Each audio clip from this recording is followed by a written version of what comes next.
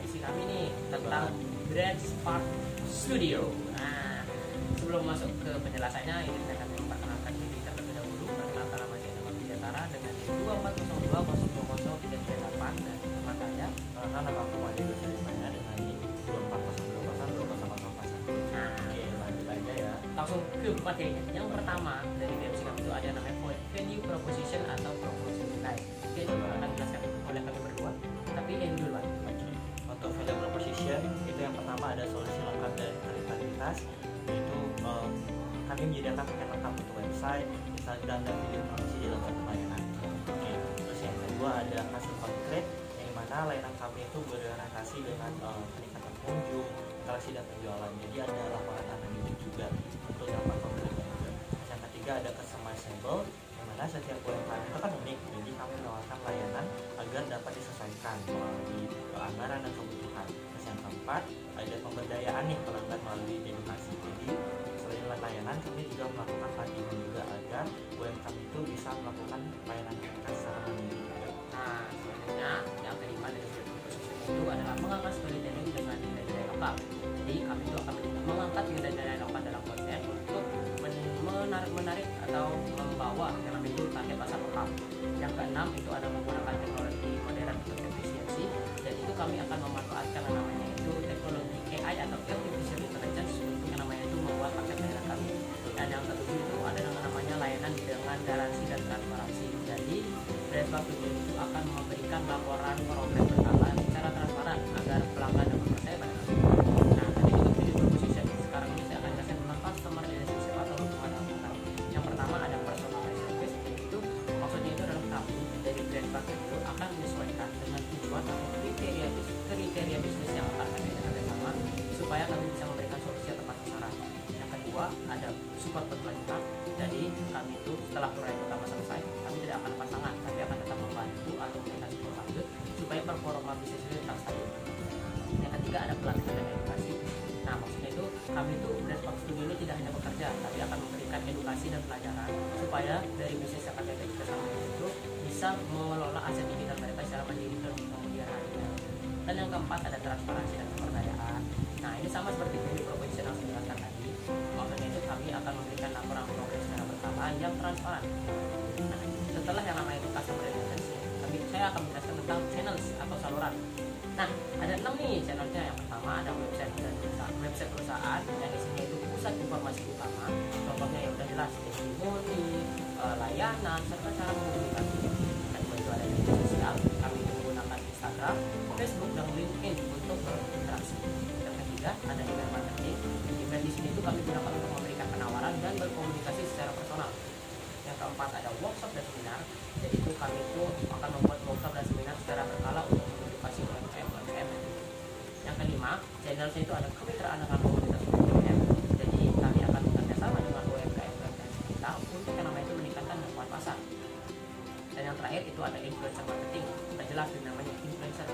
Kami akan bekerjasama dengan influencer atau bermitra supaya bisa mempromosikan layanan kami. Selanjutnya itu ada customer segment, teman-teman, atau segmen pelanggan atau target pelanggan. Itu yang pertama itu ada UMKM berbagai industri. Nah, contohnya itu restoran, butik, atau layanan-layanan yang ingin memperkenalkan produk mereka secara online. Yang kedua ada bisnis lokal. Itu kami akan membantu yang namanya bisnis lokal atau bisnis biasa yang ingin meningkatkan brand awareness mereka. Yang ketiga itu ada startup. Startup ini itu idealnya itu kami akan membantu pengusaha baru yang ingin terjun ke ranah digital, kayak membuat media sosial hingga website mereka. Terus yang keempat itu ada perusahaan menengah.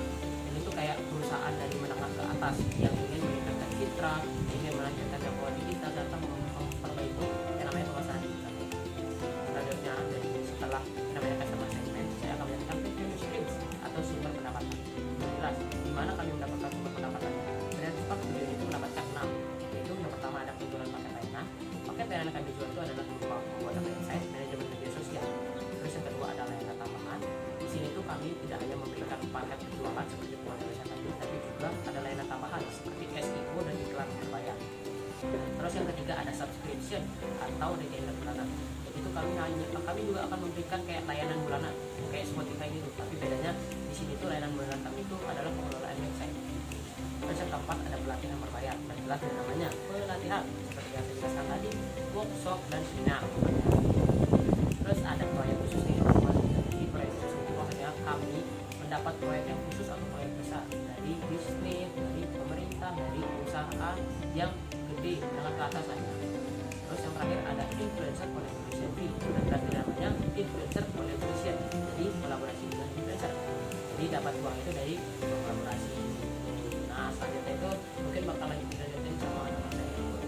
Oke, untuk poin selanjutnya kita ada key activity atau aktivitas utama kita yang pasti ada pembuatan website, yaitu membuat website yang menarik, responsif dan dioptimalkan untuk SEO-nya. Terus yang kedua ada manajemen media sosial, di mana kita memanajemenkan media sosial konten kita, membuat konten menarik, mengatur jadwal postingan, dan berinteraksi dengan audiens. Yang ketiga ada video kreatif, di mana membuat video promosi berkualitas tinggi untuk membantu website memperkuat produk mereka.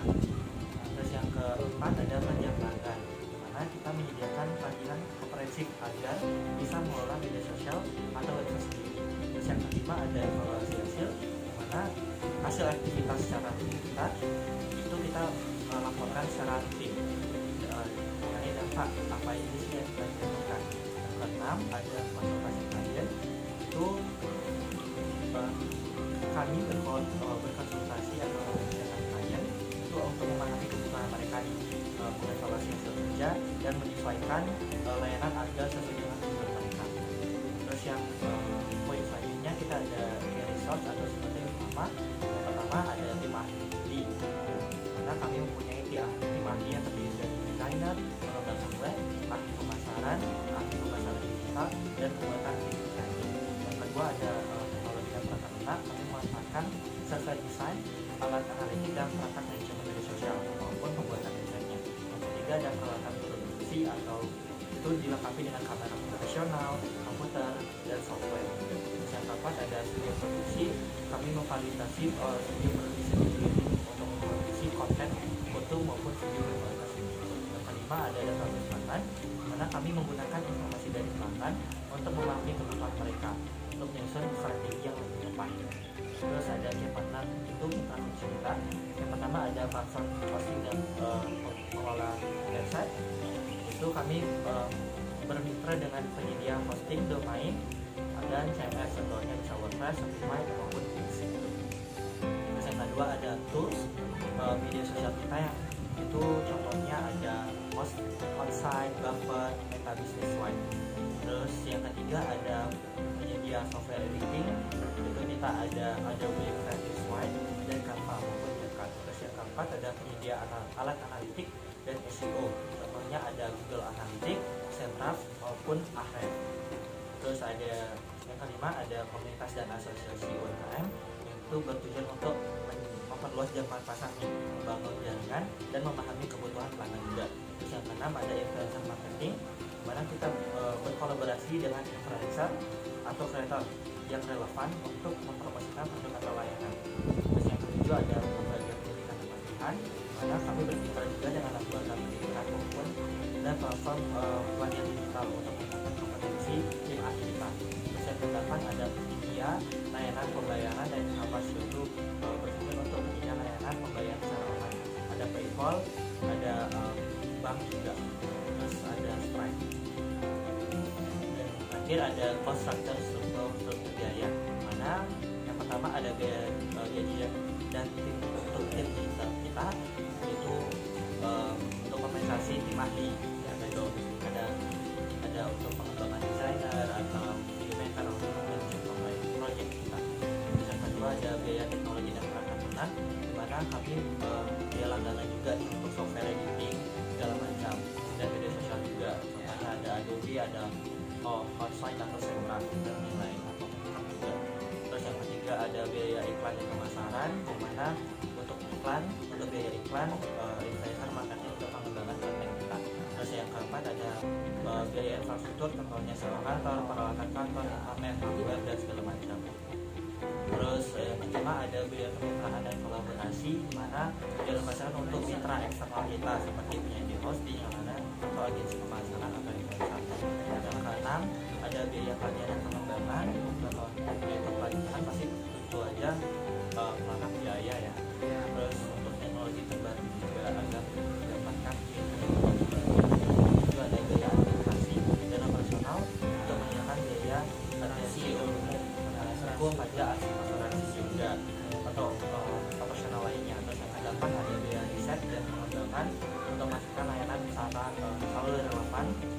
teknologi terbaru juga. Nah, jadi mungkin agak bebas kami berdua ngomongnya karena emang mengejar waktu ya teman-teman. Jadi mungkin itu saja bisa kami jelaskan tentang BMC Brand Sport Studio kami. Betul banget. See you di next video. Bye Bye-bye. bye.